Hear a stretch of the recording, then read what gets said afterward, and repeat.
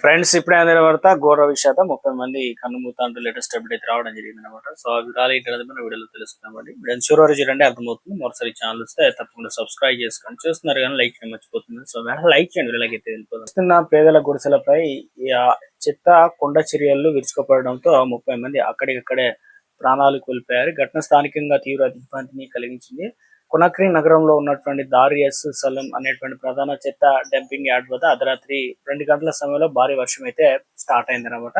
విపరీతమైన నీటి ఉధృతి, అక్కడ నీళ్లు అంటే అక్కడ ఏళ్లగా పెరగబోయిన రాకాసి చెత్త కుప్పలు ఒక్కసారిగా జారిపడ్డాయి. ఆ కొండ చర్యలు దాడికి సమీపంలో ఉన్న పేద గుడిసెలు, తాత్కాలిక నివాసాలు పూర్తిగా మట్టి చెత్త కుప్పలుగా కింద సమాధిగా అయిపోయాయన్నమాట. ఇక గాఢ నిద్రలో ఉన్నటువంటి బాధితులు కోలుకునే అవకాశం కూడా అయితే లేకుండా పోయింది.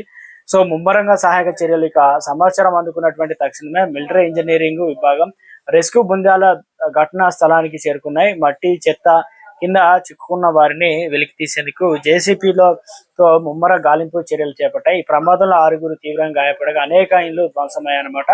అయితే అధికారులు ఆదివారమే ఈ డంపింగ్ యార్డ్ ను శాశ్వతంగా మూసివేసేందుకు సిద్ధమైన సమయంలో ఈ విషాదం చోటు చేసుకున్నారన్నమాట. ఇక ఇందులో భాగంగానే డంపింగ్ యార్డ్ ప్రమాదకరంగా మారడం, దాన్ని చుట్టుపక్కల నివసిస్తున్న ప్రజలు అధికారులు ముందుగానే ఖాళీ చేయించి నోటీసులు ఇచ్చారు. హెచ్చరికలతో చాలా కుటుంబాలు అక్కడి నుంచి వేరే ప్రాంతాలకు వెళ్ళిపోయాయి. అయినప్పటికీ కొందరు పేదలు నివసిస్తుండడంతో ఘోర ప్రమాదం అయితే చోటు చేసుకుంది అనమాట. ఈ ప్రమాద ఘటన ఎక్కడ జరిగింది ఏంటనేది చూసుకున్నట్లయితే గిని రాజధాని కొనక్రీలో ఊహించని భయంకర ప్రమాదం జరిగింది. ఆదివారం అర్ధరాత్రి కురిసిన కుండపోత వర్షానికి నగరంలో అతిపెద్ద చెత్త డంపింగ్ యార్డ్ ఒక్కసారిగా కుప్పకూలిపోయింది అనమాట.